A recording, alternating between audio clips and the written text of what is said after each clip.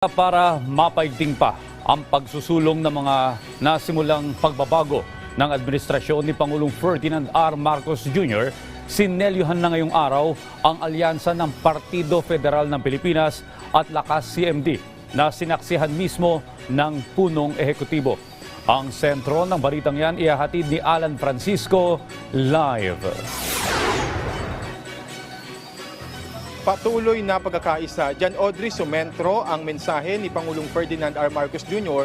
nang saksihan niya kani-kanina lamang dito sa Manila Polo Club sa Makati City ang paglagda sa alyansa sa pagitan ng Partido Federal ng Pilipinas at ng Lakas CMD. Audrey, si Pangulong Marcos ang chairman ng Partido Federal ng Pilipinas. Ayon kay Pangulong Marcos, ang pagkakaisang ito ang kanilang isinulong noon pang panahon ng kampanya na ipinagpapatuloy ngayon at itutuloy pa rin hanggang sa eleksyon ng susunod na taon. Lumakas ang loob natin dahil ang isinisigaw natin nung kampanya ay ang pagkakaisa, unity. Kaya't binuo natin yung tinatawag nga naman na unity team. And ito naman, nakita naman natin na tanggap ng taong bayan ang ating mensahe tungkol sa pagkakaisa. At bukod pa doon, nung tayo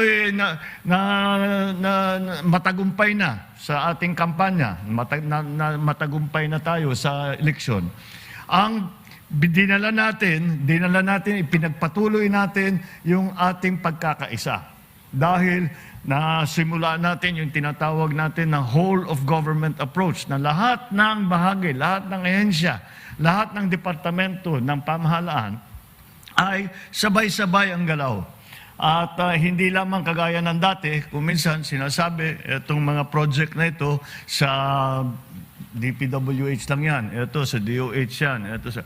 Hindi na tayo ganun ngayon. Tayo ay nagkakaisa. Kitaan niya ngayon ang pagkakaisa ng iba't ibang hensyo ng pamahalaan para mapaganda ang buhay ng mga Pilipino. Binigyang diin ni President Marcos na kasama sa pagkakaisa ang legislatura na siyang tagagawa ng batas. Magkatuwang aniya ang Executive at Legislative Department sa pagsusulong ng mga transformative programs at mga pulisiya sa bansa. We have to position the Philippines in a way that will take full advantage of the new economy. And to do that, we have to make some very fundamental structural and policy changes. We cannot do those policy changes without the support of the legislature. Legislative support. Kaya naman, malakas ang loob natin na balik-balikan ang ating konsepto ng pagkakaisa. Dahil siguro naman ay nakita natin sa nakaraang magiging 2 taon na, sa nakaraang 2 taon, ay nakita natin na yung pagkakaisa na binuo natin bago pa nung kampanya hanggang sa eleksyon, nung tayo umupo na, ay nagkakaisa pa rin tayo, ay marami tayong nagagawa. Marami tayong maipakita na pagbabago, marami tayong natutulungan ng mga Pilipino, at papunta na nga tayo sa ating pinapangarap na tinatawag nating bagong Pilipinas. Dahil sa pagkakaisang ito, ayon sa Pangulo, ay marami nang nagbabago sa bansa at natutulungang mga Pilipino. Ang pagkakaisa ang solusyon sa mga suliraning kinaharap ng Pilipinas.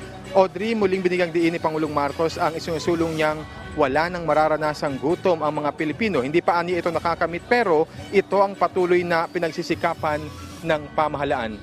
At live mula rito sa Makati City, Audrey. Maraming salamat, Alan Francisco.